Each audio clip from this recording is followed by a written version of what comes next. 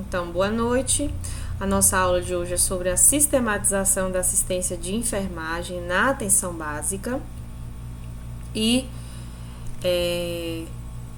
a gente vai iniciar falando um pouco sobre a questão de como aplicar a sistematização de atenção básica na atenção primária à saúde.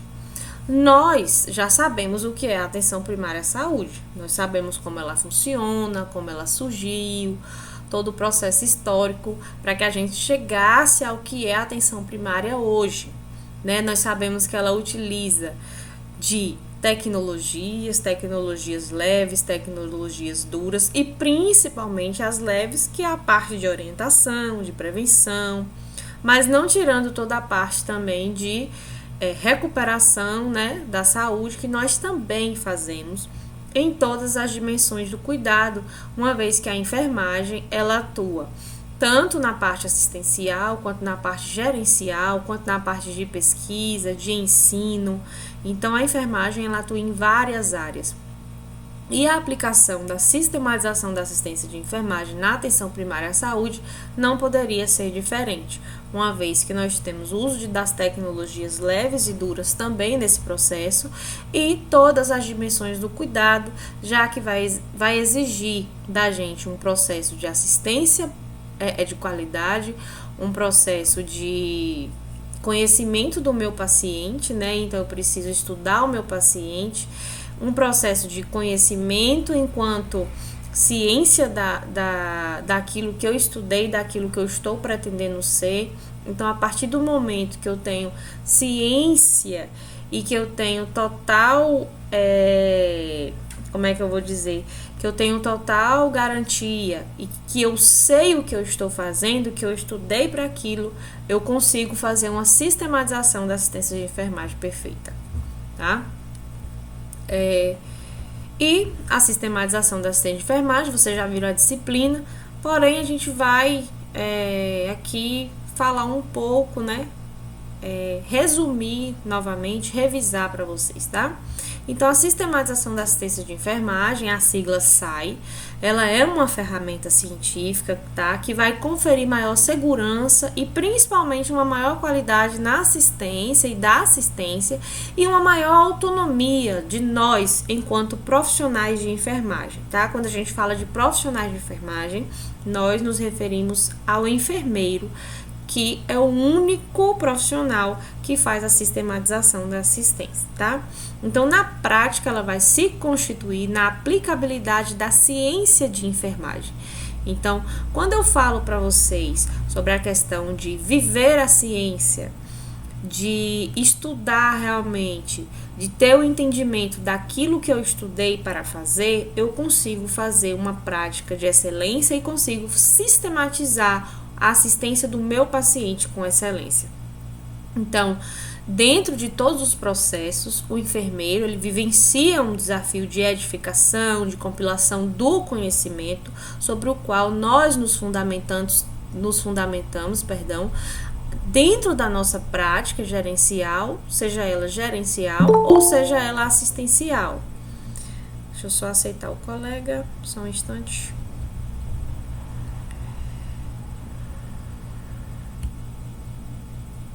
Tanto na parte gerencial, como também na parte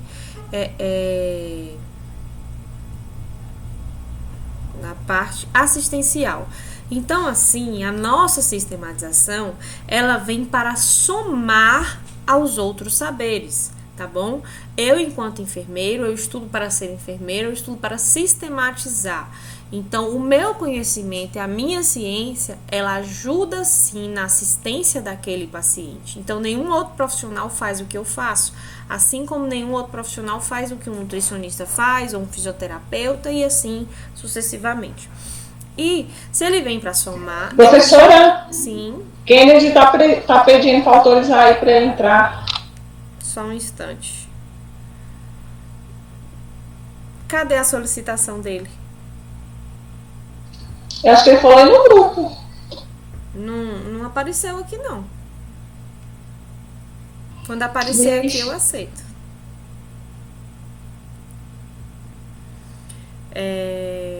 Continuando, tá?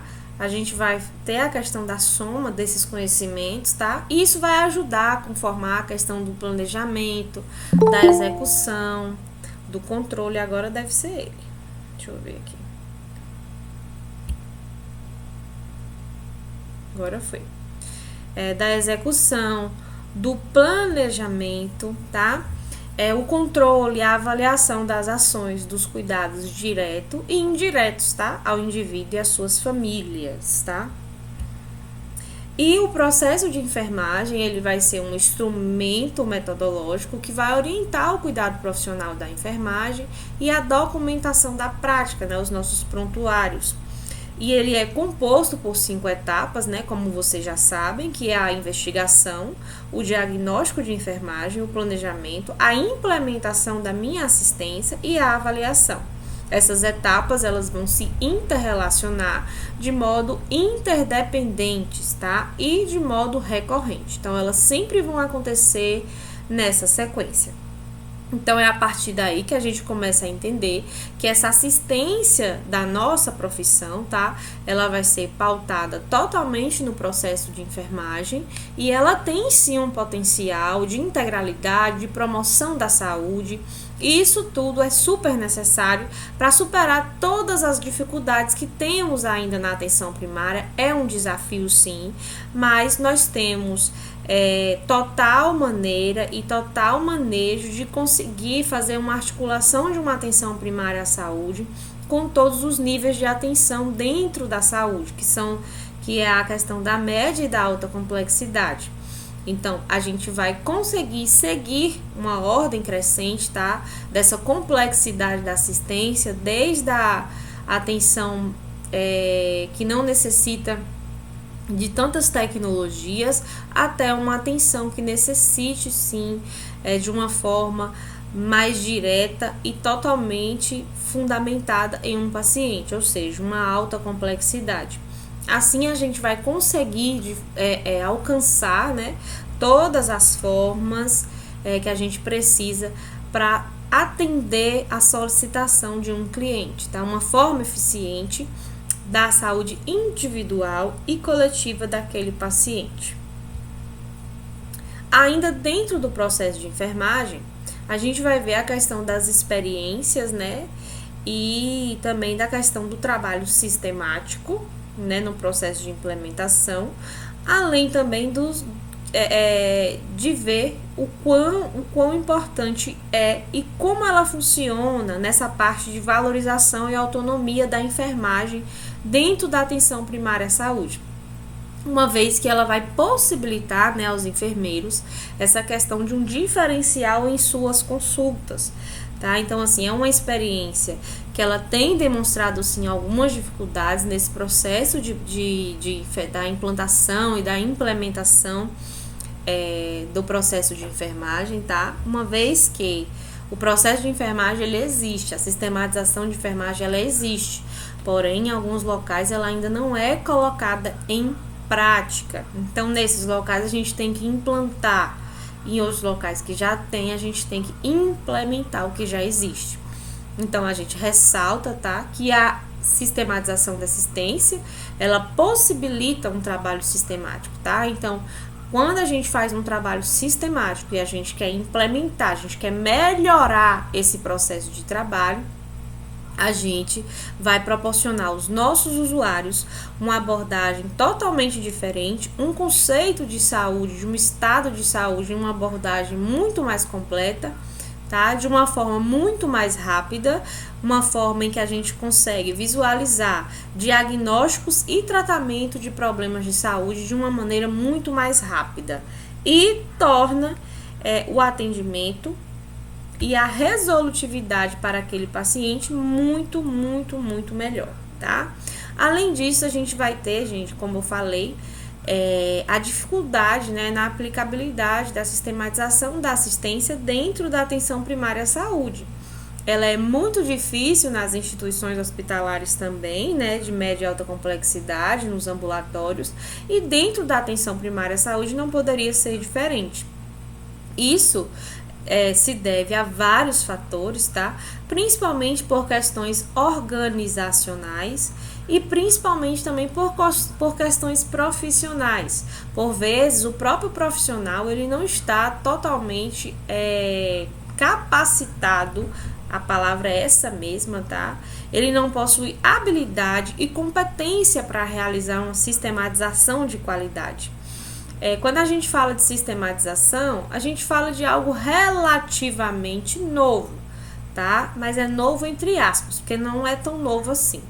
Nós sistematizamos desde que enfermagem é enfermagem. Porém, o termo de sistematização, ele é relativamente novo, tá?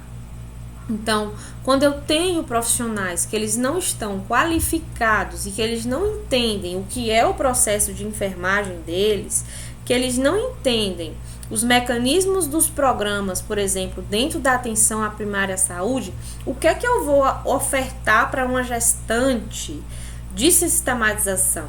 O que eu vou ofertar para um idoso que não quer comer, por exemplo, que ele não vê mais graça em estar ali, em participar, por exemplo, de um grupo?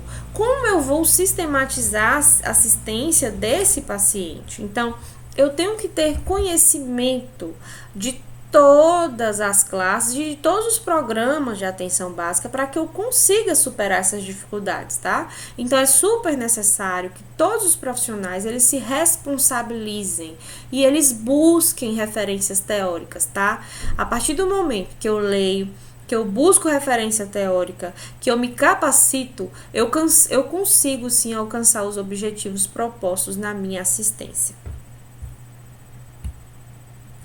E a SAI, ela é obrigatória, tá? Quando a gente fala obrigatoriedade da SAI, todos os pacientes eles têm direito de ter a SAI. E nós, enquanto enfermeiros, nós temos obrigação de executar um serviço que é privativo da gente. Vocês viram isso em ética, tá? Dentro do Código de Ética de Enfermagem, mostra sim, tá? Na resolução de 358 de 2009, que estabelece no artigo 1º que o processo de enfermagem deve, quando fala deve é porque tem que fazer, ser realizado de modo deliberado e sistemático em todos os ambientes públicos e privados em que ocorre o cuidado profissional de enfermagem.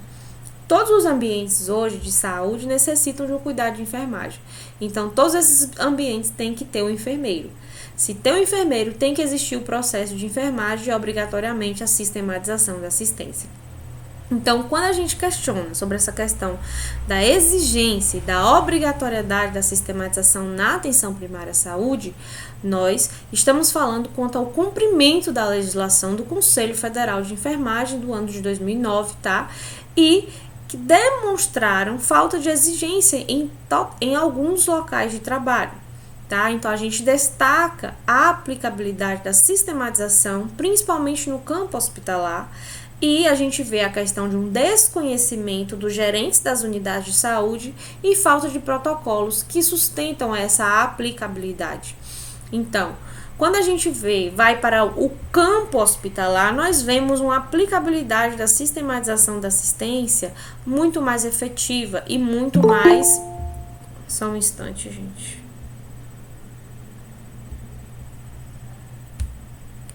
A gente vê uma aplicabilidade da sistematização muito mais efetiva, muito mais presente, né? Uma vez que se acha mais fácil fazer uma sistematização assim.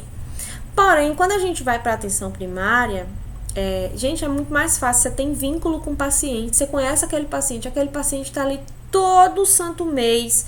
Como é que você não consegue sistematizar a assistência dele? É assim, algo que a gente precisa estudar ainda, que as pessoas precisam realmente acordar e entender o quanto a sistematização ajuda no processo de trabalho dentro de uma unidade. E aí a gente fala da questão da aplicabilidade dessa sistematização, tá? Esse processo, essa sistematização, ela possibilita o profissional identificar, descrever, compreender planos de cuidado e traçar intervenções de enfermagem. Isso vai proporcionar uma qualidade na assistência desse profissional e para o paciente, vai aumentar a satisfação, né, e o crescimento da enfermagem, porque o cliente vai sair dali super satisfeito, e isso vai permitir também aplicar os conhecimentos teóricos na prática. Então a gente estuda tanto, por que não aplicar esses conhecimentos que a gente estuda? Nós estudamos saúde da mulher, saúde do idoso, saúde da criança, saúde do adulto, saúde coletiva, ginecologia, obstetrícia. Nós temos uma infinidade de matérias. Por que não colocar isso em prática dentro da atenção primária, já que a gente estuda tanto? Então, isso ajuda a gente a se fortalecer e a fortalecer a nossa profissão enquanto ciência.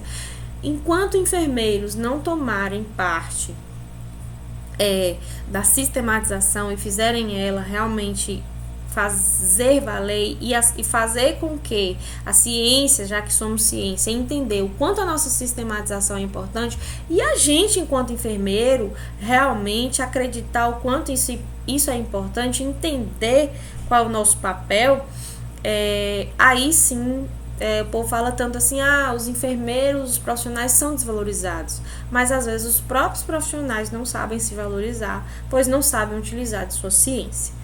Tá? Então, assim, isso ajuda a fortalecer a gente enquanto ciência, isso torna a enfermagem mais precisa, mais eficiente, isso torna o serviço com uma qualidade superior, isso confere uma maior segurança para o paciente, ao paciente, e logicamente vai ter sim uma maior autonomia a nós, profissionais de saúde. Tá? E assim, embora esse processo, né, seja tão dinâmico e tal, ele nem sempre vai ser linear, tá? Mas para fins didáticos e permitir melhor compreensão, o processo de enfermagem ele é organizado em 5 etapas subsequentes e interrelacionadas, que é o histórico, o diagnóstico, o planejamento, a implementação e a avaliação ou evolução. No histórico de enfermagem, né, nós vamos fazer a coleta de informações do sujeito, da família, da coletividade, numa forma totalmente ordenada, organizada, tá? Buscando um cuidado longitudinal para esse paciente e buscando informações significativas para o meu raciocínio clínico, para o raciocínio clínico do enfermeiro. Tá? Isso vai possibilitar a identificação dos problemas daquele paciente, tá? E as potencialidades que aquele paciente tem e as potencialidades também que eu tenho de fazer com que aquele paciente saia dali de uma forma melhor, que eu consiga fazer um plano de cuidados potencialmente à altura daquele paciente, para que realmente atinja as expectativas dele. Então, o diagnóstico de enfermagem, ele vai pautar-se na questão das informações coletadas. Então, a partir do momento que eu coletei o histórico, tá? É a partir daí que eu vou pautar os meus diagnósticos de enfermagem, que vocês já conhecem as taxonomias, NANDA, NOC, NIC, por aí vai. Bem como os agrupamentos, a questão da tomada de decisão sobre as necessidades do paciente, da família e, logicamente, a questão dos nossos diagnósticos de enfermagem, que são privativos da nossa profissão. O planejamento de enfermagem, tá? Que é uma etapa que ela vai visar a escolha dos resultados que se deseja alcançar. Então, quando eu planejo a prescrição de enfermagem daquele paciente, eu obviamente preciso visualizar os resultados que eu quero com esse planejamento. Então, eu desejo alcançar alguma coisa. Então, essas ações respectivas de enfermagem, elas precisam ter um resultado. E eu preciso estipular um tempo hábil de acordo com as necessidades do meu paciente para que isso ocorra. Tá? Isso vai ser baseado sempre na resposta do paciente, da família, da coletividade, tá? Isso vai ser baseado também no processo de saúde e doença desse paciente. E isso tudo, gente, eu consigo identificar a partir do histórico e do diagnóstico de enfermagem que eu fizer. E aí vem a parte, né, e a fase de implementação e de avaliação. Implementar é realizar ações ou intervenções propostas na fase do planejamento. Então, eu vou planejar e vou realizar essas ações que eu planejei, O meu paciente precisa realizar isso, essas intervenções que eu propus a ele. E eu vou avaliar, tá? Eu vou evoluir, eu vou ver a questão da evolução desse paciente a partir da minha avaliação global enquanto prescrição de enfermagem. Então, se eu faço uma prescrição de enfermagem implementada, pensando nas ações de intervenções que eu fiz lá atrás no meu planejamento, né, eu vou conseguir, né, e eu vou considerar as repercussões da assistência na condição do paciente, da família e da coletividade, e lógico, eu vou ter um processo muito mais dinâmico, e esse processo eu vou conseguir apresentar ao meu paciente e ele vai conseguir realizar com sucesso esse processo. Bom, e aqui a gente tem a questão, da importância da sistematização na consulta de enfermagem, tá? Os enfermeiros, gente, eles reconhecem que o foco da assistência deve ser o usuário, com enfoque nas suas necessidades e a questão em torná-la uma realidade. Então, o foco é na assistência do meu usuário, um enfoque nas necessidades dele, nas queixas principais dele, tá? E eu preciso tornar realidade a necessidade desse paciente. Então, a sistematização, ela vai subsidiar ações que vão poder contribuir para a promoção, prevenção, recuperação e reabilitação desse indivíduo, a partir de todas as etapas que a gente viu, que é do processo, que fazem parte do processo de enfermagem, com o planejamento, com a organização, a execução e a avaliação, isso tudo guiado pelas teorias, por tudo que a gente estuda dentro da enfermagem. Então, para fazer sistematização, eu tenho que conhecer. Para fazer sistematização, eu tenho que estudar. Para fazer sistematização, eu preciso entender o que é a enfermagem, como um enfermeiro trabalha nas diversas áreas, tanto no processo do nascer até o processo do morrer de um indivíduo. E na consulta de enfermagem, o enfermeiro ele deve se preocupar com a implementação dessas práticas, tá? Que vão oferecer condições seguras e de qualidade para o desempenho das nossas atividades enquanto profissionais. Os usuários, eles normalmente vão procurar a consulta de enfermagem, tá? Para orientação da prática, principalmente do autocuidado, para adquirir informações acerca da doença e do tratamento, tá? Principalmente o tratamento adequado, visando, tá? Logicamente, a questão das ações do enfermeiro, tá? Uma das nossas ações é orientar o paciente conforme a necessidade dele, para que a gente tenha uma promoção de saúde prevenindo ou uma recuperação de saúde quando a gente já tem uma doença instalada, uma patologia já ali naquele paciente, tá? E a sistematização da assistência de enfermagem. Gente, eu coloquei um exemplo, tá?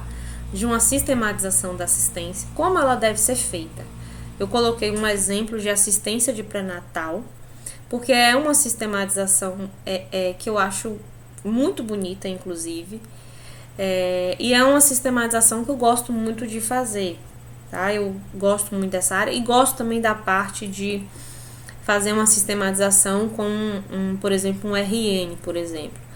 Mas aí já seria outra questão, porque seria uma questão de avaliar esse RN dentro de uma unidade de terapia intensiva. Então, já é uma alta complexidade. A sistematização é totalmente diferente.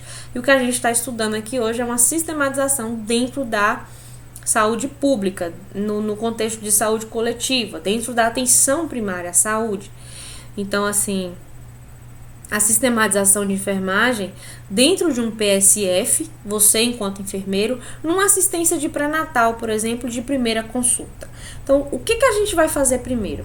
Primeiramente, a gente vai colher a história clínica desse paciente, e essa história clínica vai ter que ser observado em todo o cartão da gestante, tá? Então, eu vou ter que identificar primeiramente o nome dessa pessoa, a idade, a cor, como ela se considera, a naturalidade, onde ela nasceu, a procedência, tá, onde ela mora e o endereço atual dessa pessoa.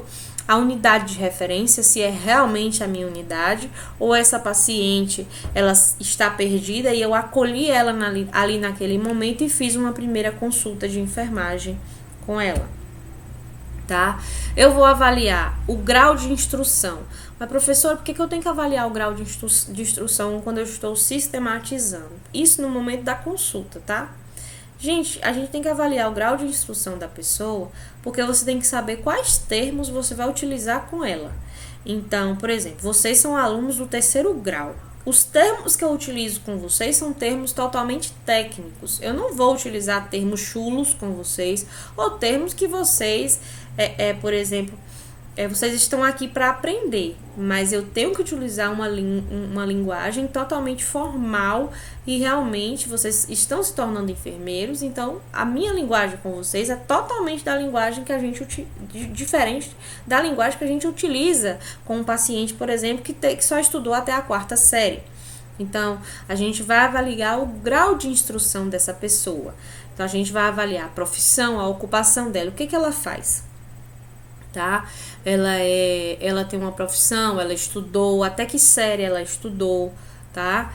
O estado civil, é uma pessoa solteira, né? Chegou grávida, ela tá solteira, porque isso tudo influencia, principalmente no impacto emocional de uma gestante, tá? Ela é casada, ela é separada, ela tem união estável, o número e idade dos dependentes, tá? E a gente vai avaliar também aí a questão da sobrecarga de trabalho doméstico dessa gestante. Então, o número, eu estou citando aqui a questão de pré-natal, mas essa situação de grau de instrução, a gente verifica na maioria das sistematizações de enfermagem, tá? Independente se é idoso, se é homem, se é mulher, então a gente avalia isso, tá bom? Eu vou avaliar o número e a idade dos dependentes. São menores de idade? Só ela trabalha na casa? Né? Qual é a renda familiar dessa pessoa? Quantas pessoas da família têm renda? 1, 2, tá? As condições de moradia, o tipo de moradia, o número de cômodos que eu tenho. Então, se eu tenho uma família que tem 10 pessoas dentro de uma casa, que, por exemplo, só tem 3 cômodos. Então, isso tudo a gente tem que avaliar para fazer uma sistematização correta. A gente já começa fazendo a sistematização a partir do momento da coleta de dados, do histórico dessa paciente. Então, as condições de saneamento, tem água onde ela mora, ou ela toma banho de balde, ou não tem água de jeito nenhum. Ela mora, por exemplo, no subúrbio ferroviário, ela mora numa favela, ela mora num bairro mais centralizado, ela mora na zona rural, né? A questão do esgoto, saneamento básico, tem coleta de lixo, tem ou não tem? Distância da residência dela até a unidade. A gente tem que lembrar que é uma mulher gestante, uma mulher grávida. Qual a distância até a unidade? Até quantos meses ela vai conseguir ir sozinha andando? Ela tem alguém que acompanha ela, tá? Ela tem uma forma de se conduzir até a unidade ou ela tem que ir andando? Aí a gente entra na parte dos antecedentes, tá? Familiares também importantes. E aí a gente vai avaliar, alguém da família tem hipertensão arterial, diabetes, alguma doença congênita, gemelaridade, alguém teve gêmeos na família, câncer de mama, de colo, alguém teve hanseníase, alguém está com hanseníase ou tuberculose, existem outros contatos domiciliares. Nesse mesmo contexto, a gente vai anotar a doença existente e qual é o grau de parentesco com essa pessoa, com essa mulher. Questão da doença de Chagas, o parceiro sexual, se é portador de infecção do HIV ou não, se for a conduta é totalmente diferente, ou se ela mesma, né, não tem a doença. A questão dos antecedentes pessoais ainda com relação. Quando a gente fala antecedentes familiares é da família, tá? Antecedentes pessoais é da própria gestante aqui no caso. Ela é hipertensa, ela é cardiopata, inclusive observar se ela tem doença de Chagas, que causa sim cardiopatias, inclusive vai causar esplenomegalias, tá? E cardiomegalias também. Diabetes mellitus dela, diabética, se ela tem algum tipo de doença renal crônica, anemia, se ela tem alguma deficiência relacionada a nutrientes específicos, principalmente na época da gestação, a mulher dá muita anemia. Desvios nutricionais. Ela é baixo peso, ela é obesa, ela tem sobrepeso, ela é desnutrida, ela não come direito, ela não tem condição de comer, ainda tem isso. Epilepsia. É uma mulher que tem epilepsia, é outra forma de cuidado, tá?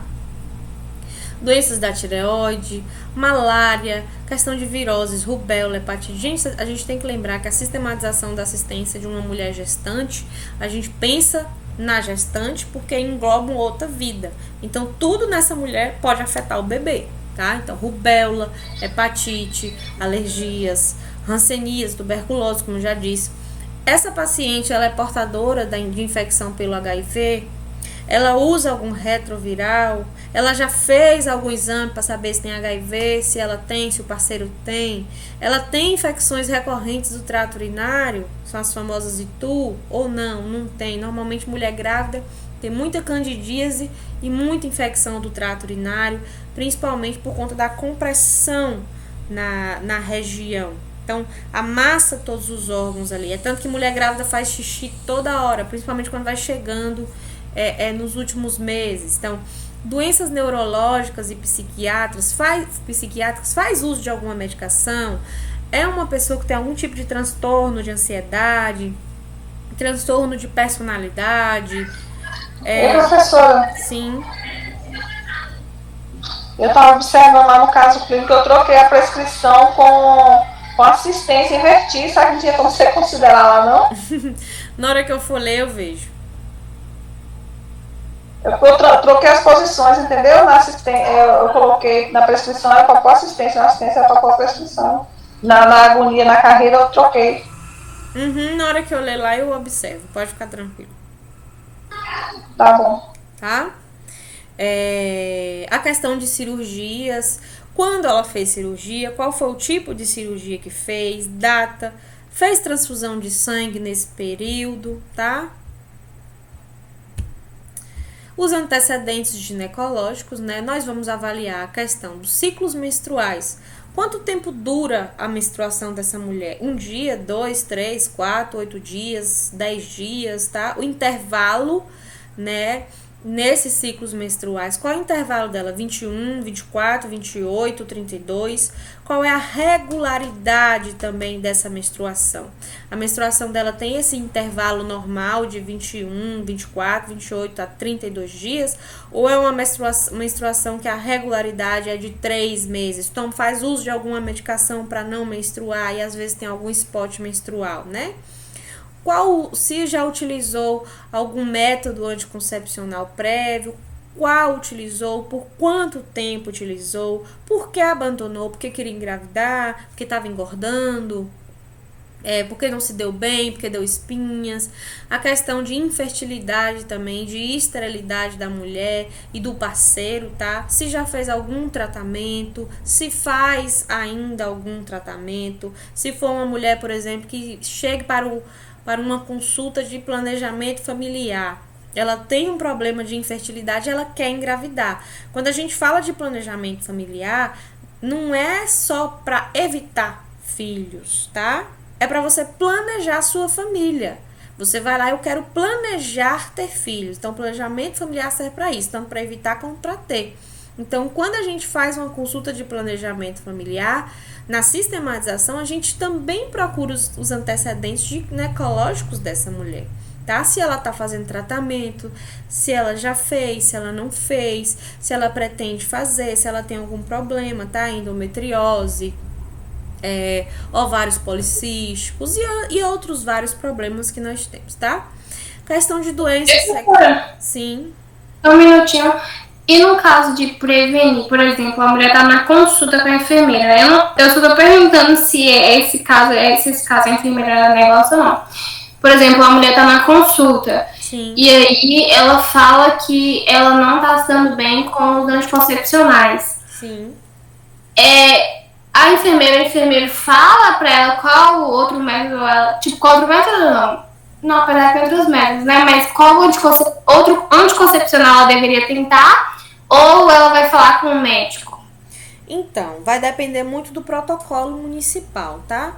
Se for dentro do município, nós vamos ter aí uma série de métodos contraceptivos, né? A gente vai ter camisinha feminina, camisinha masculina, a gente tem o DIU, que é um dispositivo intrauterino, e que hoje, né, desde o ano de 2010, se não me engano, não sei se foi 2010 ou 2018, tá, gente? Não lembro agora.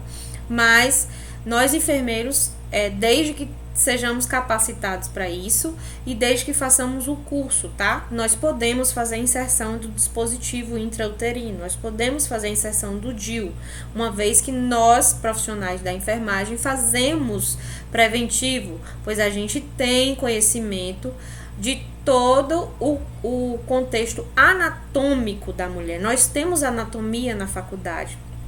Então, se a gente faz preventivo, a gente tem total liberdade e capacidade também de colocar um dispositivo intrauterino.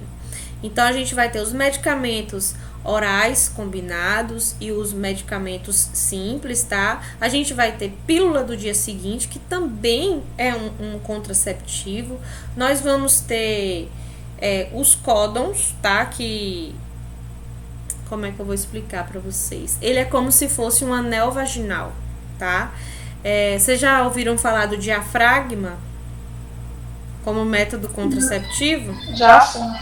Pronto, o diafragma, ele parece uma bolsinha, ele é um códon, e aí é colocado nele um gel chamado espermicida, que vai fazer com que mate os espermatozoides. Então, a mulher, ela coloca esse dispositivo dentro da vagina no momento da relação sexual, e depois que ela termina o ato sexual, ela tira isso, tá? Ela pode permanecer com isso dentro do organismo dela até um determinado horário, e aí ela tira isso e depois ela lava normalmente, tá? E aí ela pega esse aparelhozinho dela que ela utilizou, isso dura anos, ela lava, guarda lá.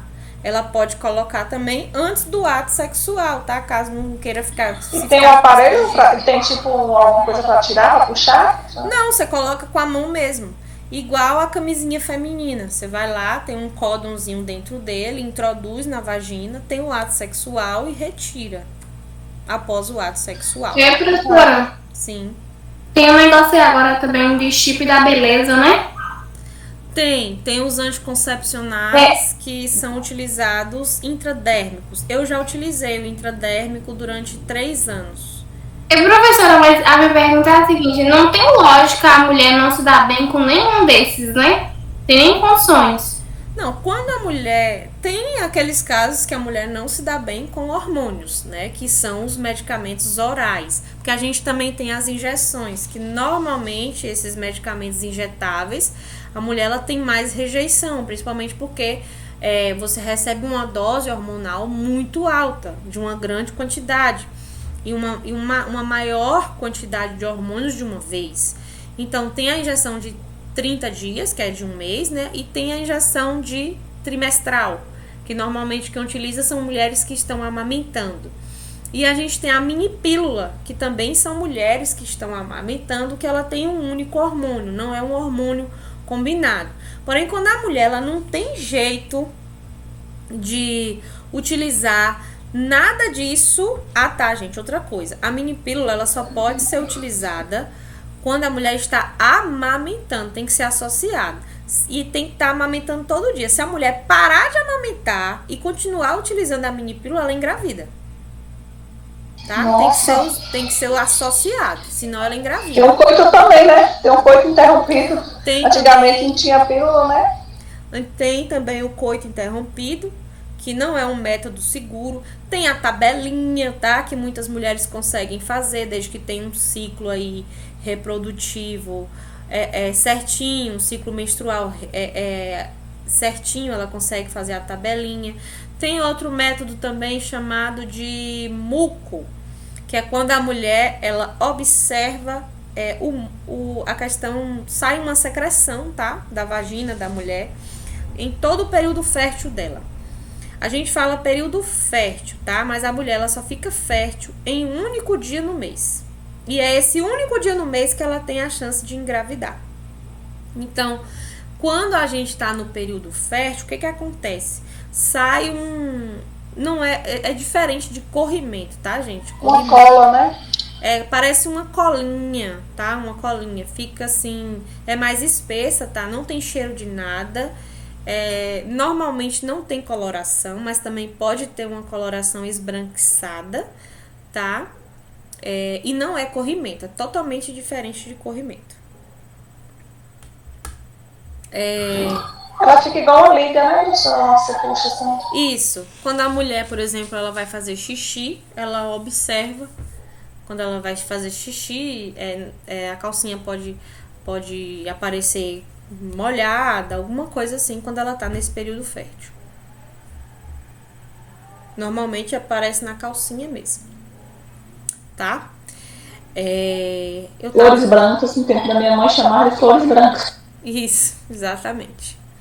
Aí dentro desse contexto também, a gente vai ter... Gente, eu já me perdi no que eu tava falando. Eu comecei com uma coisa e já tô em outra. Ah, sim, eu lembrei agora. Raila me perguntou sobre a questão das mulheres, né, que não tem condição de se darem bem com tudo isso. Então, a gente tem uma série de situações aí dentro de um planejamento familiar. Como é que deve ser feito o planejamento familiar? Gente, o homem e a mulher que desejam fazer planejamento familiar, tanto para evitar quanto para ter um filho, eles assistem uma palestra, tá? O certo é ter uma palestra fechadinha, sei lá, 10 pessoas ali. Eu enquanto enfermeira, vou lá e dou a palestra, falo tudo de doenças sexualmente transmissíveis, quais são os métodos contraceptivos, a gente faz essa palestra inteira. E aí o casal, ou o homem ou a mulher, independente, assim, se ela foi sozinha, se ele foi sozinho, ou se o casal foi, eles vão decidir qual o método mais que mais se encaixa na vida deles, a partir daí. Então, eles escolhem, normalmente, o que é mais utilizado é a pílula anticoncepcional, que tem várias aí, N's no mercado, tá? A pílula anticoncepcional, que é utilizada também no tratamento de algumas doenças, tá? Principalmente questão de ovários policísticos, que algumas mulheres têm, é utilizado no tratamento aí. De endometriose também, por exemplo, também é utilizado, além de outras coisas. E a partir daí, eles vão ver se adaptam com isso.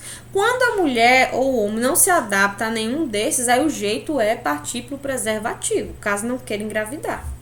Porque o que não pode é não utilizar nada.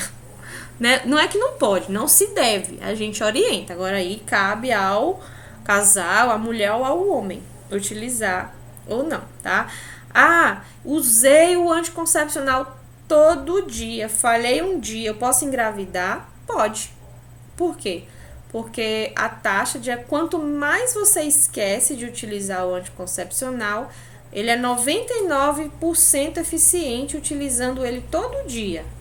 Se você esquece um dia, ele passa de 99 para 97. Aí você esqueceu de novo, aí ele passa de 97 para 95. Então, assim, é muito difícil você estar no 1%. Eu falo direto, assim, quando eu vou dar palestra. Minha filha, se você entrou no 1%, foi porque Deus quis. Utilizei certinho, Deus quis que eu engravidasse. É muito difícil a mulher conseguir engravidar tomando remédio, tá? Mas voltando aqui, a questão dos antecedentes ginecológicos de uma mulher grávida, quando a gente fala de sistematização de enfermagem, tá? Nós vamos ter aí as doenças sexualmente transmissíveis, os tratamentos realizados, inclusive pelo parceiro, a doença inflamatória pélvica, não sei se vocês já ouviram falar, mas é a famosa DIP. Quando é que a mulher tem DIP, tá? Normalmente são aquelas mulheres que são muito desleixadas com a questão ginecológica, que não procuram uma unidade básica de saúde, um profissional para fazer um preventivo, tá? Pelo menos anual. E deixam isso aí, porque, gente, uma vez que você tem uma vida sexual ativa, tá? Principalmente mulheres que têm vida sexual ativa, durante o ato sexual, não tem como você não ter micro lesões, tá? Não são lesões, são microlesões imperceptíveis a olho nu. Aquelas microlesões, tá? Normalmente é tanto que a maioria das mulheres que mantém, que tem uma relação sexual constante, tem uma vida sexual ativa, elas vão dar alguma inflamação no colo, elas vão ter alguma coisa ali, mas tomou a medicação, tomou antibiótico, tá tudo bem. É muito difícil você não ter uma mulher que tenha alguma inflamaçãozinha, que não tenha ali um colo friável, tá? No momento que a gente vai fazer o preventivo, a gente observa e a gente já trata essa mulher.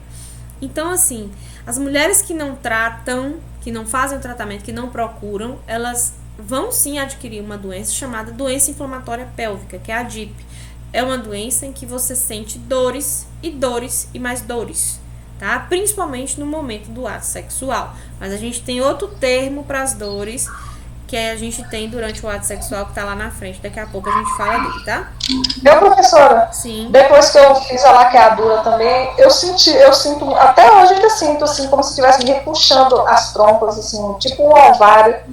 E sinto também, o fluxo também aumentou muito da menstruação.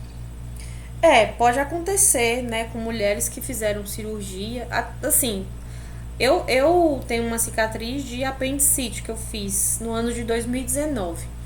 E eu sinto, no local a gente não sente, né? Fica dormente ali, porque você fica dormente, você não vai sentir mais aquele local. Você cortou as fibras musculares e juntou elas novamente. Então não tem como você sentir mais, tá? Você perdeu a função ali daquele local no momento que você faz isso.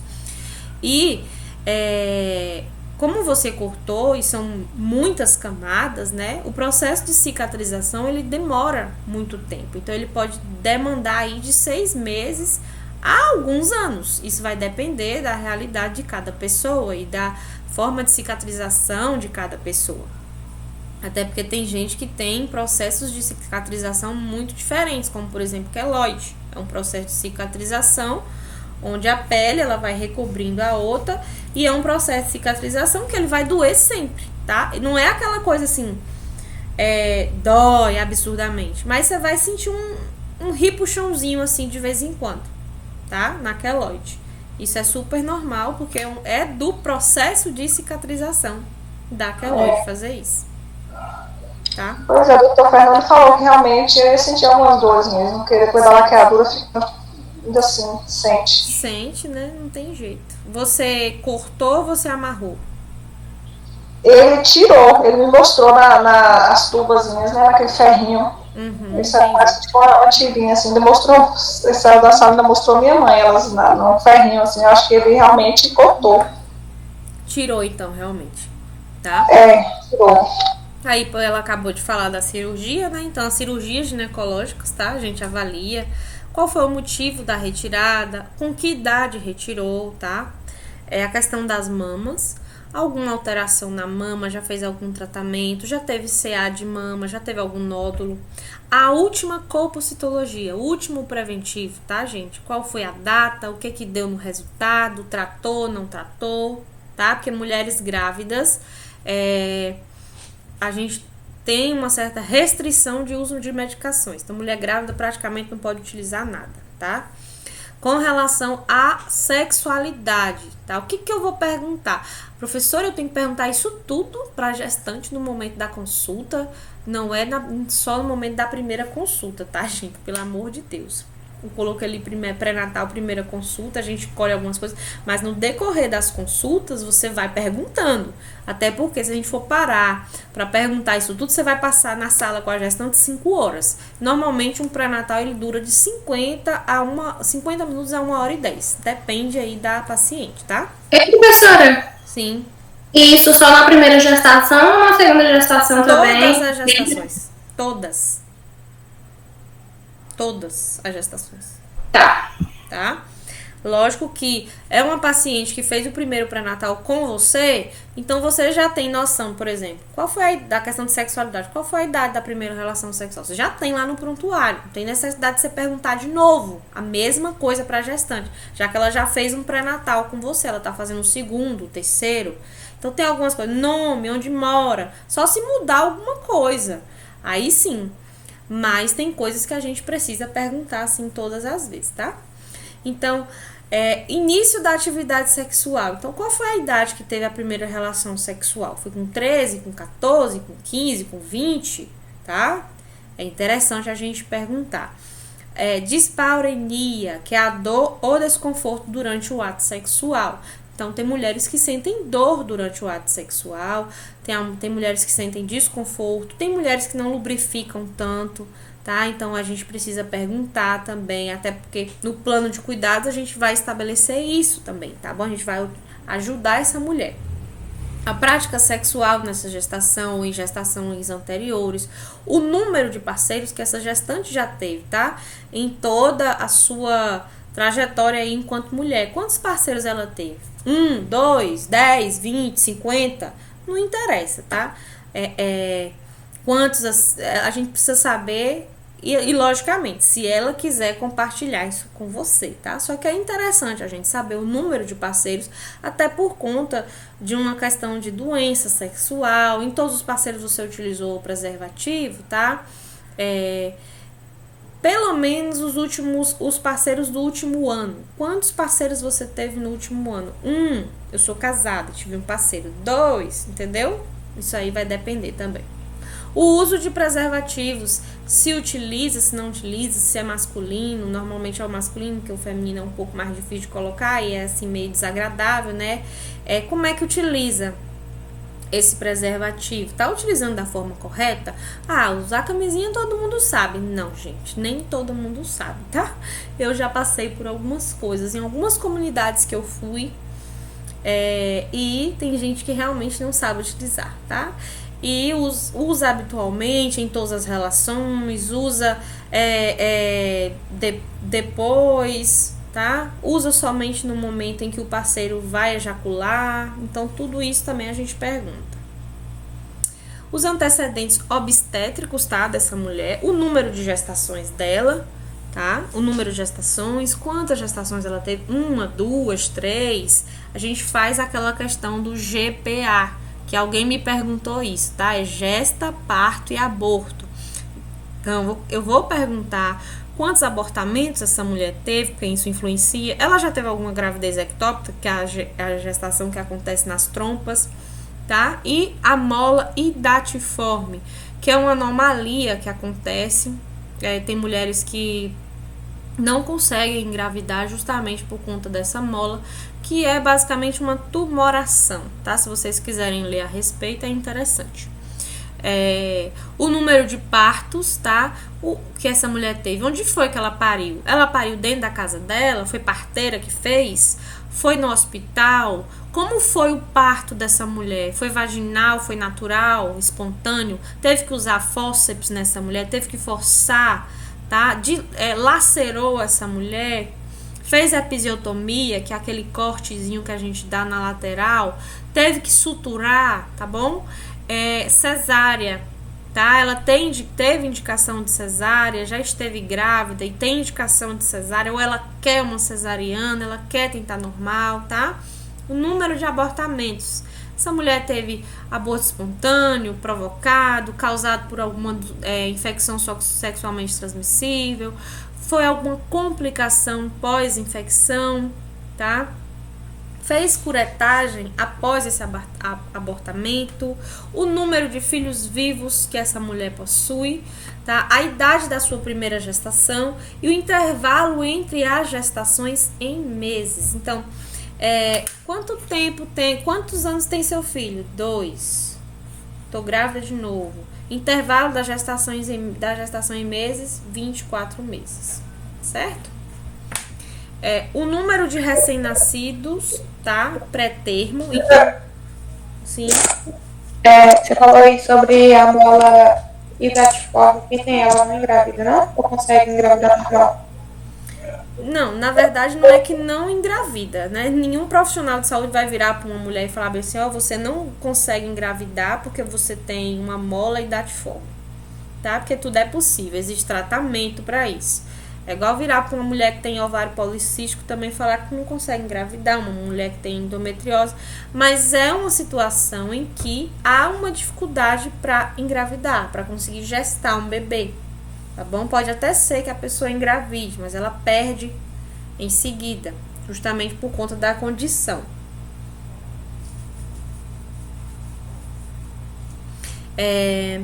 Com relação ao número de recém-nascidos, tá? Quantos recém-nascidos tem?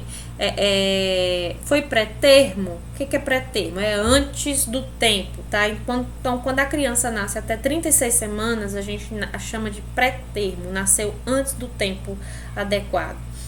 Pós-termo é quando a criança nasce a partir da 42ª semana e a gente tem que induzir esse parto ou fazer uma cesariana, se a mulher estiver esperando normal, porque não dá para esperar mais, tá?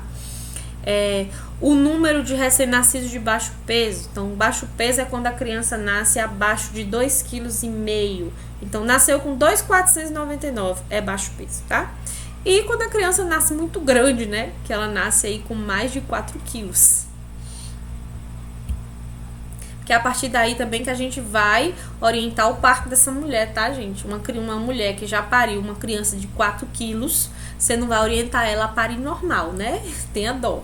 Que é praticamente, antigamente as mulheres elas pariam em casa e pariam crianças enormes. Enormes. Só que o que acontece? Naquela época que as nossas vovós, bisavós pariam em casa, elas iniciavam o trabalho de parto na própria casa. Então não tinha indução com ocitocina, né, que é considerado uma violência obstétrica. Então não tinha essas violências obstétricas que muitas vezes a gente observa dentro. Hóspice, né? Hóspice também. Sim, exatamente. Dentro das unidades hospitalares, dentro das maternidades. Hoje a gente prioriza o parto humanizado. Então, naquela época em que as mulheres pariam dentro de casa, as índias, por exemplo, elas parem de cócora, né? E é bem melhor. Então, a mulher ela tem o direito de falar, eu quero parir nessa posição, eu quero parir sentada, eu quero parir deitada. E não simplesmente, eu tenho que deitar ali naquela maca, abrir minha perna e botar força. E vou tomar ocitocina, vou sentir mais dor do que o normal, tá? Então, gente, a gente não pode romantizar o parto normal, porque ele dói, e dói muito, tá? Vai abrir o seu quadril para uma criança passar. Então, não é fácil, as contrações são grandes. Quem é mãe aí, quem já pariu normal, sabe como é que é, né? Eu não sou mãe, nunca pari, então também não sei, não posso dizer a vocês. Mas, enquanto profissional de saúde, eu já ajudei muitas mulheres no processo de trabalho de parto e não é fácil, é doloroso. E a gente tem sim, por obrigação, enquanto profissional de saúde, de incentivar o parto normal, mas a gente tem que viabilizar as condições dessa mulher ter um parto normal. Como é a pelve dessa mulher? É uma pelve que ajuda realmente a ter parto normal? A família dessa mulher, a mãe, conseguiu ter parto normal? Ela já teve algum? Ela tem passagem? Tá? Para que ela não idealize aquela coisa do parto humanizado e se frustre no momento do parto, tá bom? É assim que acontece. Professora, sim. No meu caso, por exemplo, eu tenho parto normal, mas aí eu fui no hospital, o doutor Aziel deu toque e viu que eu não tinha passagem. Ele falou, vai ter que fazer uma cesariana. É tanto que depois do toque, eu comecei a ter contração. Quando foi meia-noite, minha bolsa rompeu. Eu fui ganhar minha filha 6h30 da manhã, morrendo de dor e sem dilatar. Só um centímetro eu dilatei praticamente. Aí teve que fazer a cesariana, mas dói demais. Era primigesta? Foi sua primeira filha? Então, minha primeira filha. Normal. Aí da segunda já foi cesariana mesmo, porque não tinha condição. Normalmente, a mulher primigesta, ela demora de 14 a 20 horas para evoluir no trabalho de parto. Então, o trabalho de parto, gente, ele começa com dias, tá? Então, a mulher que quer parir normal, ela tem algumas que vão sentir dor durante dias. Então, não adianta ir pro hospital achando que vai parir, tá? Então, às vezes Mesmo, professor, o líquido, porque no meu caso eu tava, né, a bolsa rompeu. Aí é diferente, enquanto a bolsa não romper, tá? Porque no meu caso rompeu. Rompeu a bolsa, corre, senão o bebê entra em sofrimento fetal. Mas enquanto essa bolsa não romper, E eu vejo, e eu vou lá, o médico deu o toque. Gente, toque também é uma coisa muito assim. Professora, é a pior coisa do mundo. Eu falo, gente, não deixa essas enfermeiras dar toque, porque menino, quando dá um toque, é que a barriga contraía e a dorzinha de matar. Eu chego a sangrar. O toque ele é necessário, porém, quando a gente vai tocar uma mulher, a gente tem que ter cuidado, tem que ir devagar, porque não é uma coisa assim muito agradável de se sentir, tá? Nós enfermeiros fazemos o toque, a gente aprende isso, tá? Vocês vão aprender a fazer toque e vocês vão aprender esse processo de dilatação e entender quantos centímetros a mulher tá e se ela está evoluindo para o parto normal ou se ela não vai ter passagem, para que a gente chame o médico, ele faça a avaliação obstétrica e encaminhe essa mulher para um parto cesariano, tá bom? Professora. Sim. Fazer uma pergunta aqui antes que eu esqueça, porque quando eu estava fazendo o caso clínico, eu estava lembrando, depois esqueci e tal. Lá em um dos problemas diagnosticados lá, evidenciado, falava bem assim, HPP de anemia ferropriva. Sim. Peraí, pra você entender o que eu quero dizer. Esse HPP hipertensão pulmonar primária. Aí pesquisando para poder diagnosticar lá, né? Sim. Aí falava de anemia ferropriva, só que olhando na internet, pelo que eu entendi, falava que a hipertensão pulmonar é uma complicação comum em pacientes com anemia falciforme. Sim. Aí eu não entendi a relação da HPP com anemia ferropriva. Na verdade, nas pesquisas mais citava mais era falciforme. Quando fala que é uma complicação comum da anemia falciforme, não significa que não possa ter em outro tipo de anemia, tá? É uma complicação comum, mas não significa que ela não tenha em outras situações. Ok.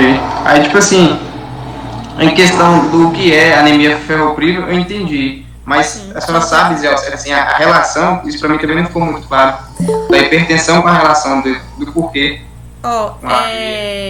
O estudo de caso que eu passei para vocês, ele tá nos slides, tá? E aí eu vou responder esse estudo de caso. E aí, quando a gente tiver... Tá cortando, nossa, fala. Tá cortando. Kennedy, desliga seu microfone. Com relação ao estudo de caso, estão me ouvindo agora? Sim, pode falar. Sim.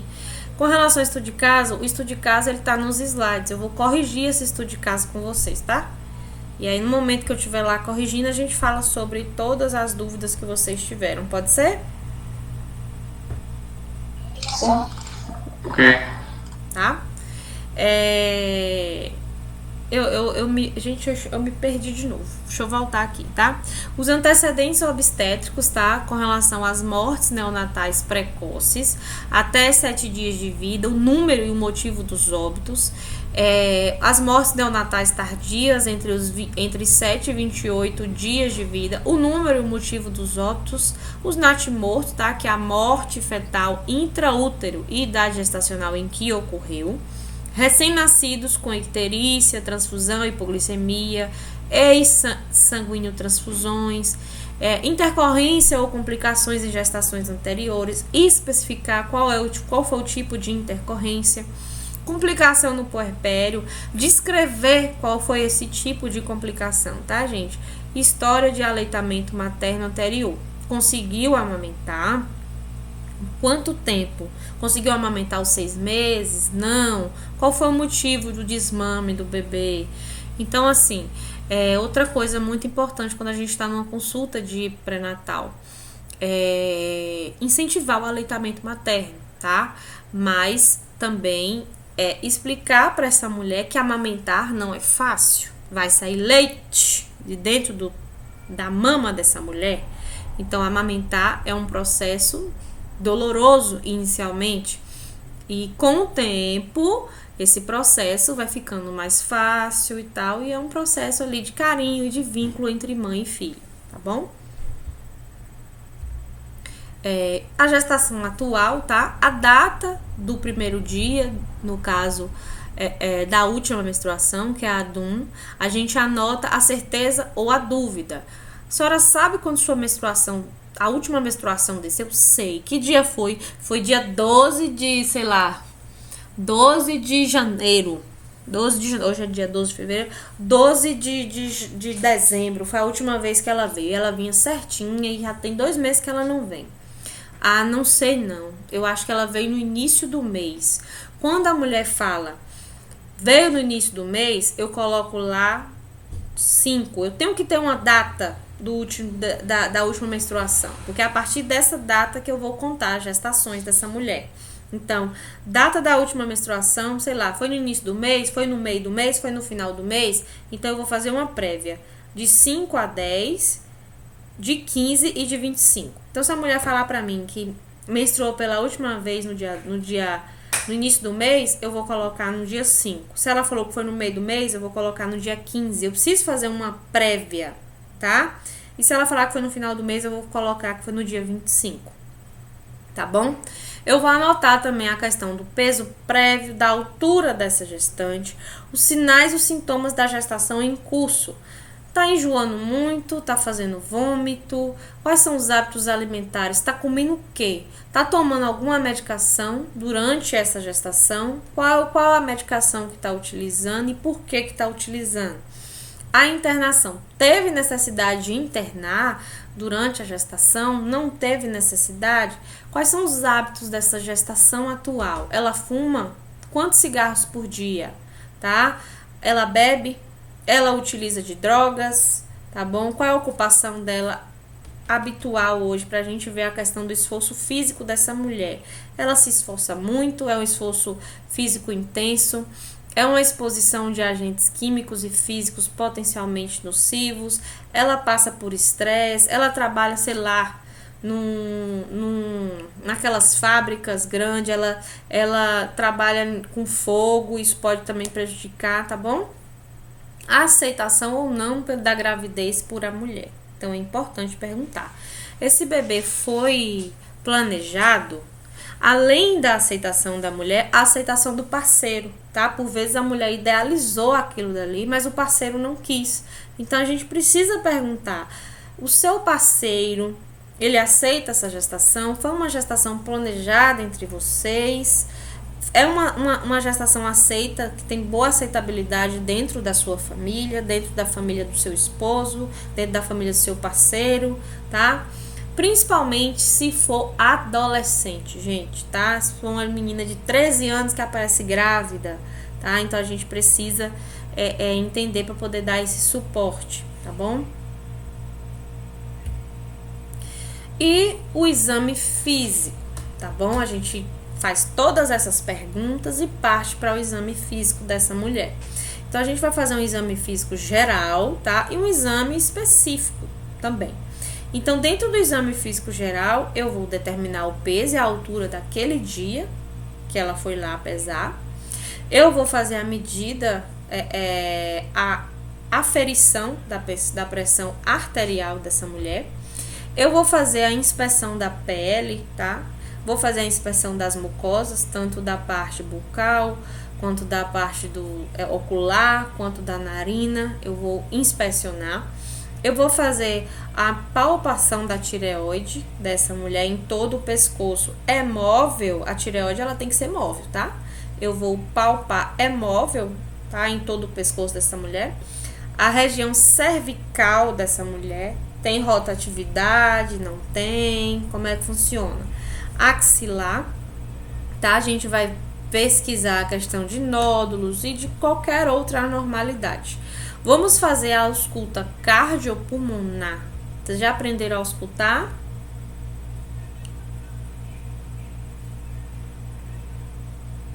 Ainda não. Ainda não? Vão aprender. A questão do exame do abdômen. Vocês já aprenderam a questão do exame? Já ouviram falar do exame físico? Percutir, auscultar? Na teoria, professora. Só na teoria de som. Ah, entendi. Semiologia e semiotécnica. Entendi.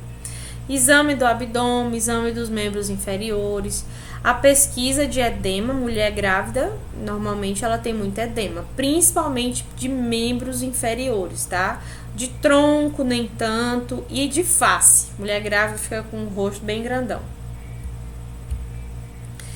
E o exame físico específico, a gente vai avaliar as mamas dessa mulher, tá? Durante a gestação e a amamentação. Também a gente vai tentar identificar alguma alteração, tá? Isso vai ser seguido de conduta específica da enfermagem e conduta específica médica, segundo as recomendações do INCA, que é o Instituto Nacional do Câncer, tá bom? Palpação obstétrica e principalmente no terceiro trimestre, identificar a situação e a apresentação fetal desse bebê, tá? É uma que a gente chama de SAP. A gente vai identificar a situação desse bebê. Esse bebê e a apresentação tá pélvico, não tá? Isso aí vocês vão aprender quando vocês forem estudar saúde da mulher, ginecologia, tá? Vocês vão aprender melhor.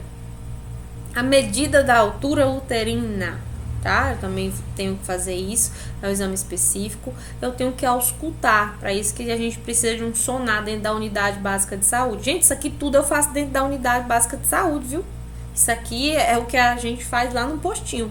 A gente vai auscultar os batimentos cardíacos fetais desse bebê, tá bom? A inspeção dos genitais externos, tá? O exame especular, o toque vaginal de acordo à necessidade, orientadas pela história e queixas da paciente, quando for realizada a coleta de material para exame colpocitológico. E a questão da sistematização da assistência de enfermagem, tá?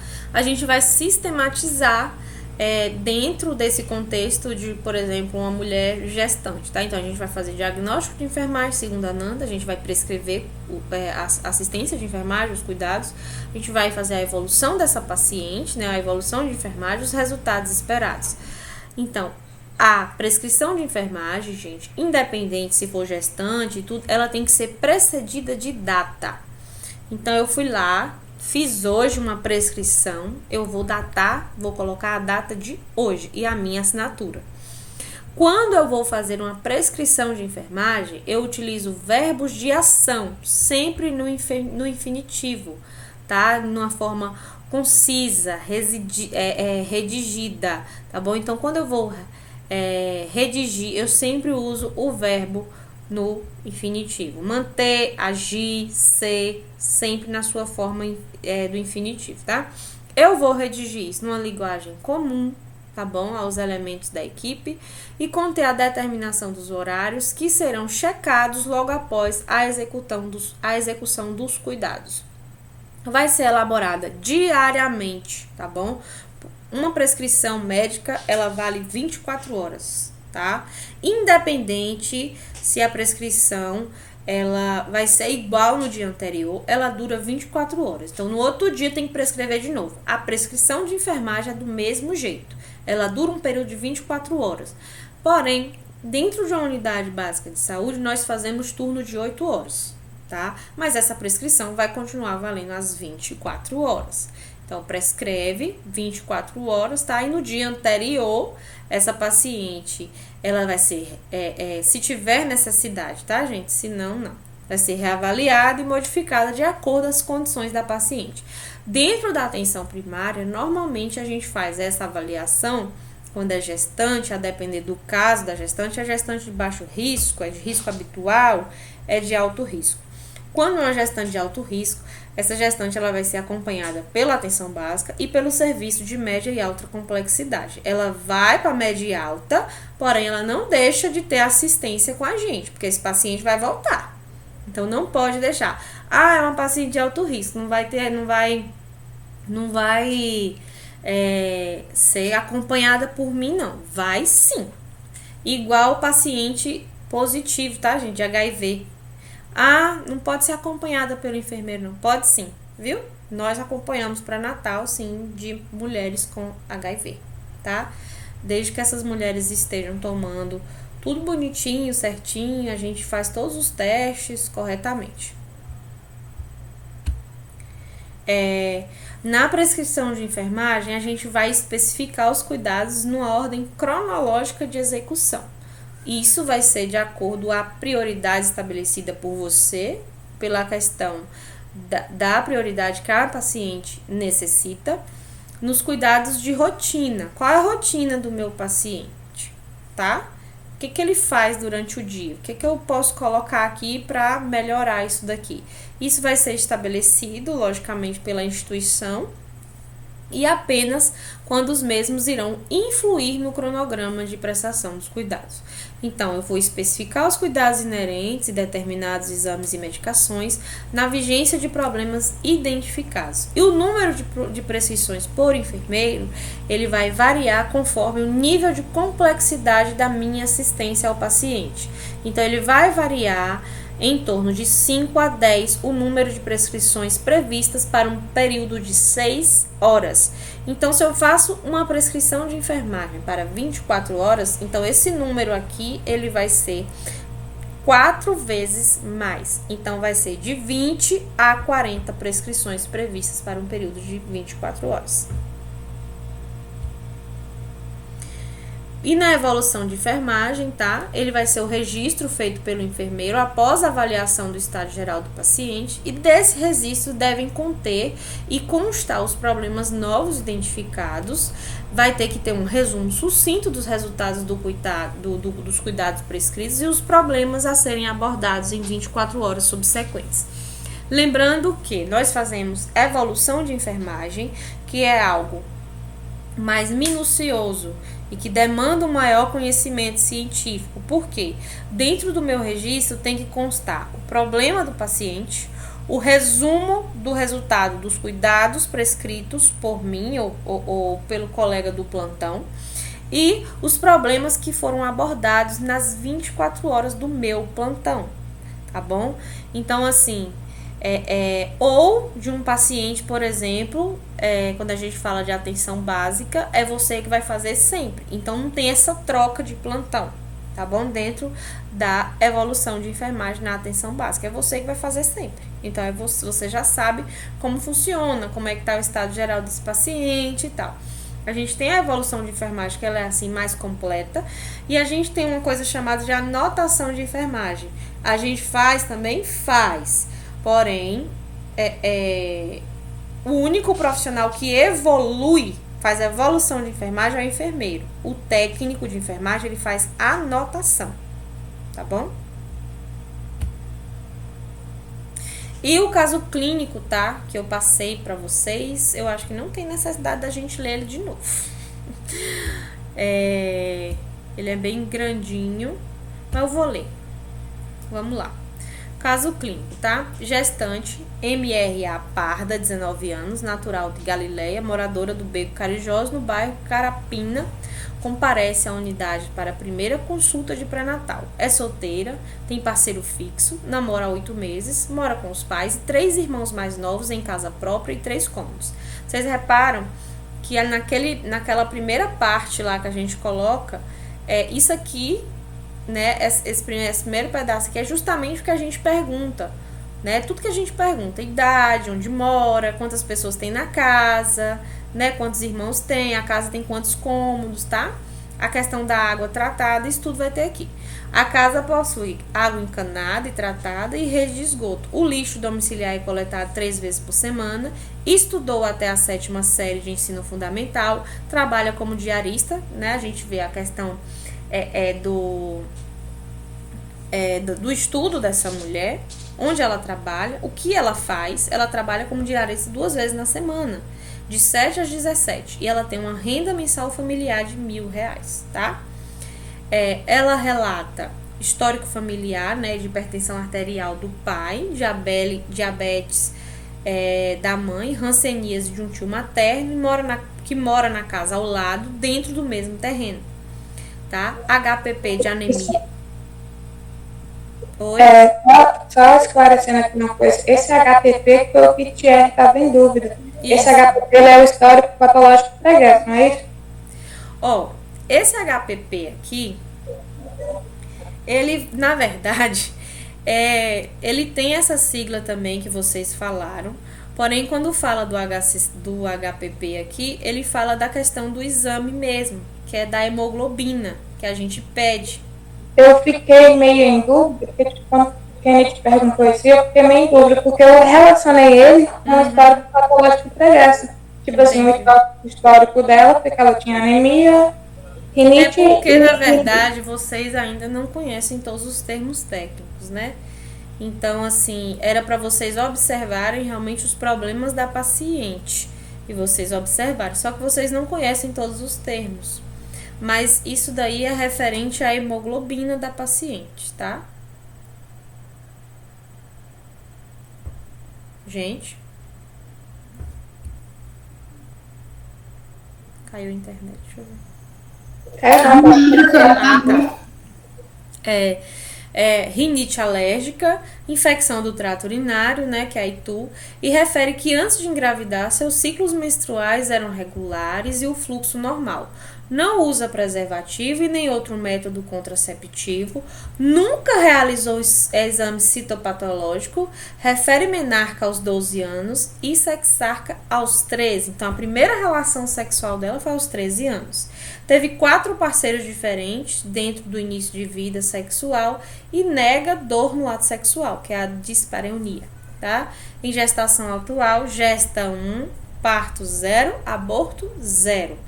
Data da última menstruação, 20/10/2010. Data provável do parto, 27/7/2011. Idade gestacional, 15 semanas, 104 dias. Peso prévio, 49 quilos, né? Queixa no momento de náuseas e vômitos frequentes.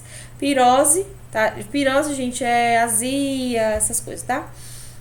Cefaleia frequente. Prurido vaginal, ó, outro problema aí. Abundante com secreção viscosa, esbranquiçada e inodora. Isso aí provavelmente vai ser uma candidíase, tá? Tabagista, mais um problema. Fuma em média 10 cigarros por dia. Nega etilismo e uso de medicamentos.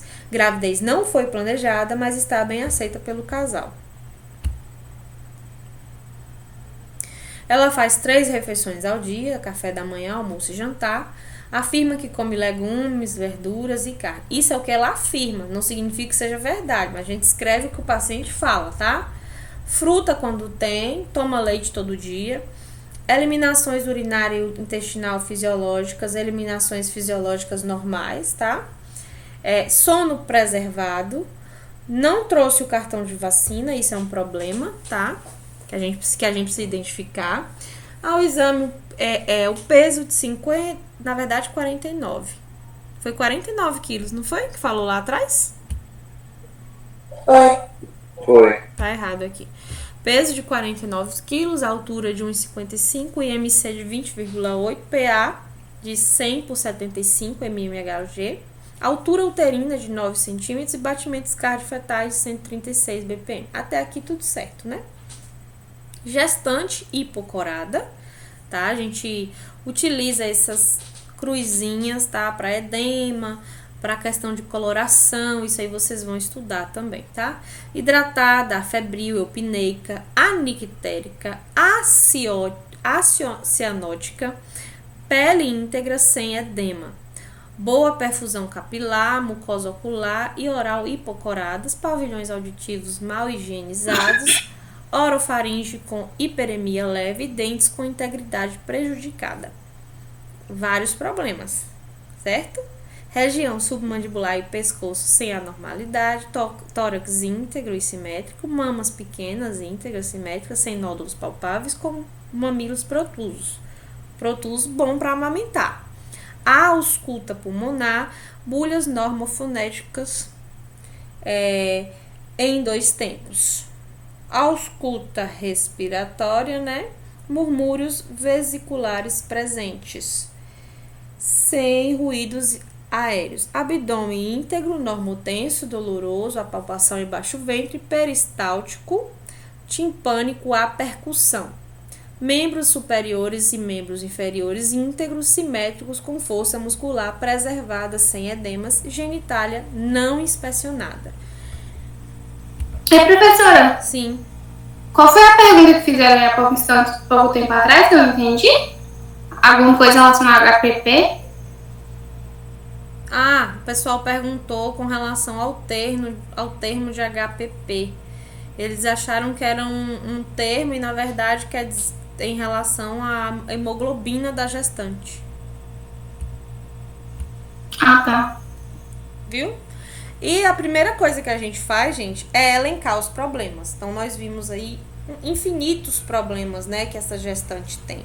Não são tantos, mas a gente tem alguns problemas que foram elencados e que vocês elencaram aí para poder fazer o diagnóstico de enfermagem, tá? Depois que a gente faz todo o levantamento dos problemas, a gente parte para o diagnóstico. A gente utiliza a NANDA para isso, tá? A gente tem as taxonomias para utilizar e para fazer. Então, eu coloquei alguns diagnósticos de enfermagem, tá? Alguns, não coloquei todos, porque vocês... se vocês acharam algum que eu não coloquei aqui, vocês podem citar, tá bom? Eu coloquei náusea relacionada com a irritação do trato gastrointestinal evidenciada por verbalização de enjoo. Então, toda vez que a gente vai fazer diagnóstico de enfermagem, a gente tem que ter a causa relacionada, tá? Pra gente evidenciar o nosso diagnóstico, a causa e a evidência da causa. Então, eu não tenho diagnóstico se eu não tenho causa e nem evidência. Nutrição desequilibrada, para menos que as necessidades corporais, relacionada à incapacidade para ingerir ou digerir ou absorver nutrientes devido a fatores econômicos, evidenciado por verbalização de consumo de alimentos menos do que o recomendado no dia. Então, ela refere lá que ela se alimenta 3 vezes ao dia, que come frutas quando dá, né? Ô, professora. Sim. Trabalho foi, quando for passar, passa um dia antes. Se ela disponibilizou esse tempo, só tive tempo de fazer ele, agora 6 horas. Eu entreguei no sim, assim, mas eu passei muita coisa. Na verdade, gente, foi uma atividade que eu passei valendo ponto extra, tá? Então, quando é uma atividade dentro Aqui não tá ganhando pontinho extra, né, professora? dentro da nota geral de 10, né? A gente até entende, mas quando é ponto extra, é ponto extra. Eu passei pra ajudar vocês. Professora? Sim. Mas, tipo assim, eu não sei se é a mesma coisa. Quando é atividade dentro da unidade, por exemplo, valendo 7 para mais outra atividade, para completar 10, fechou. Você passa uma atividade, dá horário até 10 horas, né? Que é o horário da aula. Com atividade extra não pode ser assim também, não? Tipo, até o horário da aula? Essa não podia porque eu ia corrigir. Ah, sim, essa seria uma exceção, mas outras poderia, né? Sendo extra, sendo ponto extra. Sendo ponto extra, sim, claro. Mas essa não podia porque eu ia fazer a aula com vocês. Se eu estendesse o horário também pra vocês não iam assistir a aula, bonito. Você ia ficar lá fazendo atividade. Que eu já conheço. Viu? Outro diagnóstico, conhecimento deficiente relacionado à falta de acesso a conhecimentos adequados, evidenciado por verbalização de dúvidas e falta de conhecimento sobre assuntos diversos. Dor aguda em baixo ventre, relacionada a agentes biológicos e psicológicos, evidenciada por verbalização e comportamento expressivo. E o último, risco para manutenção da saúde alterada relacionada ao tabagismo e uso de droga ilícita na gestação.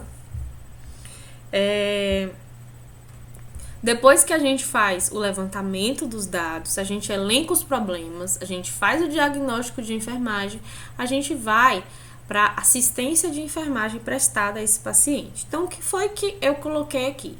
Solicitação do grupo sanguíneo e fator RH, que é um dos primeiros exames que a gente precisa solicitar para uma gestante, tá? Principalmente por conta do CUMBS, né? Indireto e tal, do sangue da mãe não ser compatível com o sangue da criança, tá bom? A gente pode ter um probleminha chamado de eritroblastose fetal. Aí toma uma vacina chamada Matergan, tá bom? E aí essa vacina tem que ser utilizada dentro das semanas de gestação e até 72 horas após o parto. Tá? A gente também pede glicemia de jejum, os exames, né, normais que a gente pede para todas as gestantes. Glicemia de jejum, hemograma completo, VDRL, que é para ver a questão da sífilis, se dá reagente ou não. A gente pede o HBsAg, que é da hepatite, sorologia para toxoplasmose, rubéola, EAS, que é urina, HIV, né, ultrassom obstétrica, nós pedimos nos trimestres de gestação. Então, a gente pede no primeiro trimestre, no segundo e no terceiro. Isso é o que é disponibilizado via SUS. Agora, tem mulher que quer fazer todo mês, e aí, se ela tiver realmente necessidade de fazer todo mês, por alguma anomalia, alguma situação que precisa ser vista no bebê, o SUS paga sim, tá bom? É obrigação do SUS pagar, desde que isso seja comprovado. Agora, por SUS, a obrigação do SUS é dar as 3 ultrassons de primeiro, segundo e terceiro trimestre. Foram entregues ácido fólico de 5 mg, um comprimido dia. É importante a gente lembrar que o ácido fólico ele é utilizado justamente para a formação do tubo neural da criança. Então, as mulheres que fazem planejamento familiar, que querem engravidar nesse planejamento familiar, é interessante que elas comecem a utilizar o ácido fólico pelo menos 3 meses antes de engravidar e ficar fazendo uso desse ácido fólico no decorrer da sua gestação, porque vai auxiliar na formação do tubo neural dessa criança.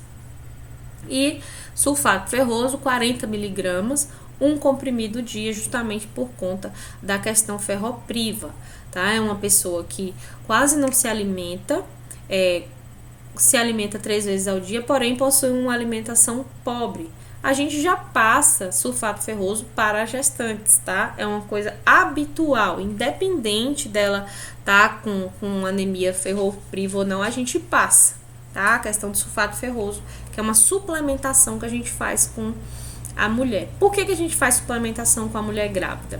Mulher grávida, gente, o povo fala, ela tem que comer por 2. Não é bem comer por 2, mas a criança que tá ali, ela depende totalmente dela. Então, se ela depende totalmente da mulher, o que acontece? Os nutrientes, tudo que tem da mãe, e se ela não suprir, isso vai vir para o feto, porque o feto vai sugar tudo para ele. Então, se a mãe já tem deficiência e não utilizar, ela vai ter maior deficiência ainda, e isso vai prejudicar o feto também, além dela. Então, a gente já passa também com uma maneira de prevenção, tá? Ela foi encaminhada para atendimento médico devido ao prurido vaginal, dor de baixo ventre, classificação de risco da gestante, tá? Então, no momento, a gente faz uma classificação de risco. É uma paciente que possivelmente vai estar ali com uma candidíase que precisa ser tratada, mesmo gestante, tá? E com uma dor de baixo ventre que precisa ser avaliada, porque pode ser uma infecção do trato urinário. Mas esse tipo de diagnóstico quem faz é o médico. Então, a gente faz o levantamento, vê todos os problemas e a gente encaminhou ao médico. Por quê? Porque ela está com prurido vaginal e dor de baixo ventre. Isso sim já é da enfermagem. Também foi solicitada a questão do tratamento odontológico, porque ela está com uma questão de higiene bucal, né, marcada dentária ali prejudicada. Então, a gente manda para o consultório odontológico para avaliar justamente essa dentição. E a gente solicita também, né, a apresentação do cartão de vacina que ela não levou para avaliação do estado vacinal numa próxima consulta. Bom, e aí na nossa sistematização, tá? Essa gestante ela foi orientada sobre os efeitos deletérios do fumo para a gestação e para o desenvolvimento do feto, quanto à necessidade da busca de estilo de vida saudável. Então, eu não posso virar para uma gestante e fazer com que ela pare de fumar, mas eu posso e tenho o dever de orientar dos efeitos deletérios do fumo para a gestação. Tanto o fumo ativo como o fumo passivo, tá? Que isso vai ser ruim para o desenvolvimento fetal do bebê. Então, ela tem que estar ciente de tudo que pode acontecer com o feto e com ela, se ela continuar nesse estilo de vida. Então, há necessidade sim de orientação, de busca de um estilo mais saudável. Ela também precisa ser orientada sobre o uso de preservativos na relação sexual para a prevenção dessas vulvovaginites. Então, Aparentemente ela vai estar ali com essa questão do prurido vaginal, ela vai estar com alguma candidíase, né? E também evitar a questão das infecções sexualmente transmissíveis, principalmente no período que a mulher está grávida, mesmo com o mesmo parceiro fixo, tá? Adotar uma dieta bem balanceada, isso, gente, é no caso dela. Essa sistematização foi feita para uma pessoa específica, tá bom? Adotar uma dieta bem balanceada e fracionada, né, pelo menos 6 refeições por dia, apropriada para a gestação, favorecendo assim a redução das náuseas e os vômitos. Então, existem alimentos que sim produzem maior quantidade de flatulência, que sim produzem consequentemente, a mulher vai encher de gases, consequentemente ela vai ficar mais nauseada, consequentemente ela vai ter mais vômitos. Então, averiguar a questão de uma dieta bem balanceada para essa mulher, a gente poderia até encaminhar essa mulher para um profissional em nutrição, né, para um nutricionista, fazer esse encaminhamento também. Esclarecer dúvidas sobre a gestação, empregando um padrão eficiente de comunicação, tá? Reduzindo assim a ansiedade da paciente. Os resultados esperados, tá, gente? Tudo que a gente faz, a gente precisa estabelecer uma meta. O que eu quero? O que é esperado para isso?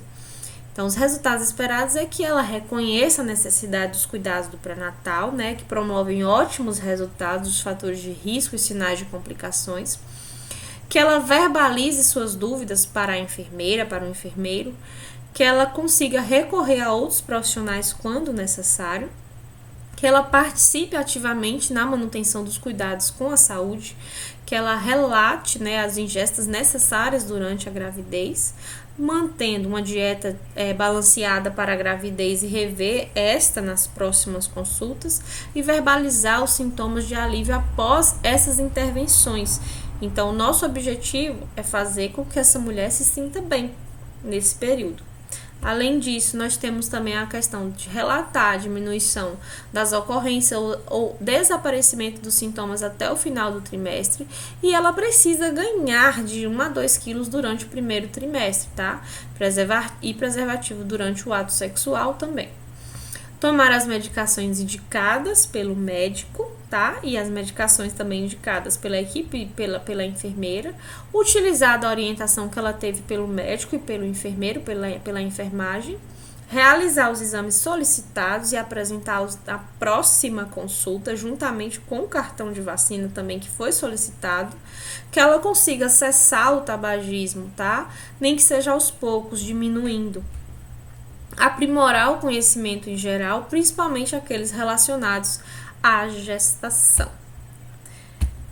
E é isso. Essa é a sistematização de enfermagem que pode sim ser utilizada dentro da atenção primária à saúde.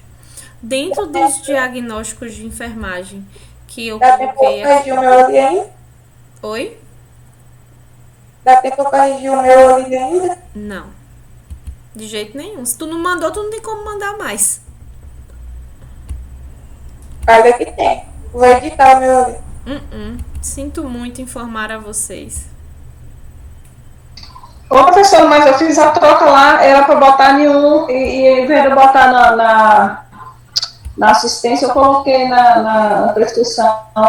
Só fiz inverter, você vai ver lá que foi um erro mesmo. Eu vou ver, pode. Isso aí a gente reconsidera essas coisas, assim, que foi só um erro de local, não tem problema não. Mas com relação aos diagnósticos de enfermagem, vocês fizeram algum diferente? Algum que eu não coloquei? Ela colocou tudo, mas chegou na metade. Gente, precisa ser no mínimo 5. Não deu tempo, eu só coloquei 2. Precisa ser no mínimo 5. Vocês viram isso na sistematização. Eu sei que vocês viram. Mas você pediu 4, não foi? Ou foi 4? Ou foi 5? Não, eu não estabeleci. Na verdade, eu não estabeleci uma quantidade. Como é ponto extra, eu deixei a critério. É porque eu respondi conforme a pergunta lá. Mas eu não deixei, assim, eu vou considerar da seguinte forma. Desde que vocês tenham realmente conseguido fazer uma sistematização de qualidade dentro do propósito do processo de enfermagem, eu vou considerar. Tudo que vocês colocaram, eu vou considerar. O bom de uma atividade escrita, gente, é justamente isso, né? Te dá a possibilidade de conseguir considerar várias coisas. Tudo que a gente escreve, né, desde que esteja correto, a gente tem que tomar cuidado com o que escreve também, porque o que a gente escreve de errado também é contado como erro. E se é contado como erro, então desconta ponto. Tá gravando ainda, professor? Vou parar de gravar aqui agora, peraí.